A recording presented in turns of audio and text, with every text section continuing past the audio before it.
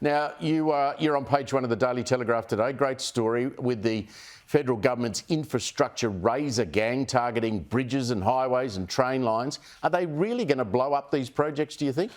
Well, we have a bit of form on this. I mean, we know that back in October, they cancelled a bunch of projects here in New South Wales, including funding to help flood-proof the Wakehurst Parkway in the northern beaches and a whole lot of other projects. Now, we know that they're probably not going to blow up big things like the Metro, and the fact that there's a Labor government here in New South Wales probably insulates some of these things. But the other interesting thing is, of course, that the things that they talked about funding in the election campaign, they're off limits. They're fine. So, you got to wonder where it's going to hit. And I think there's going to be a lot of scrutiny when this review comes down in 90 days or 89 days now, as to what seats these are coming down in, what projects where are being cut. But, a lot of these things are very worthwhile. The things like, road safety, road improvements, highway extensions and things like that, at a time, of course, when we're bringing in more people and we need more infrastructure, Steve. Wouldn't you love to get politics out of infrastructure, James? I mean, they're crying wolf here. I mean,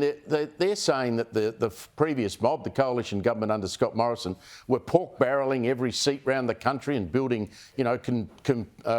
car parks for people at train stations. And yet they're doing exactly the same thing. They're saying, oh, well, we promised all these things in these seats and we'll build them, but we won't build the others.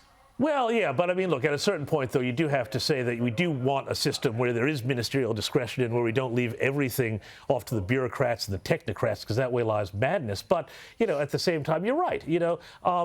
Every party is probably guilty of this. But the thing the coalition says, I talked to them about this yesterday, they said, well, we had this 10-year-long infrastructure pipeline because infrastructure takes a long time to build. People need to plan around it and around what's going to come. And there are a lot of businesses and communities that planned around things happening that are now faced with a bit of uncertainty.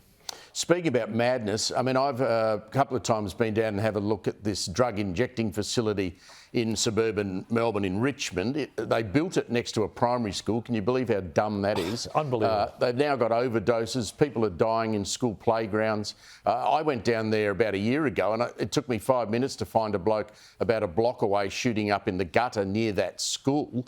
But it seems they're now going to leave this thing there, regardless of what the local population say. They won't move it. They refuse to admit that they've made a mistake, and they're even possibly going to put another one in the city. But wouldn't that be the worst piece of public policy you've ever heard of in your life? A drug injecting facility next to a primary school?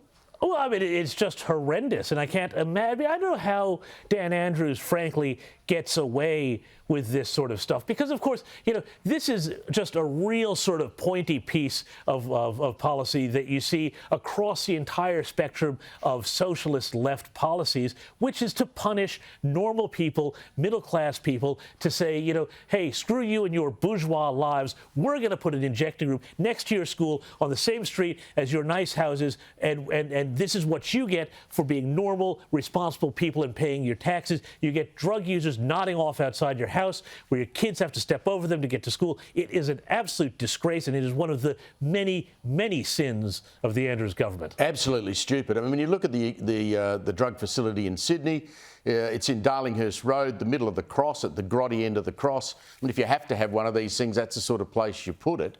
But you don't put it in a suburb next to a house. I mean, I know Dan Andrews hasn't put it in his suburb, in his street.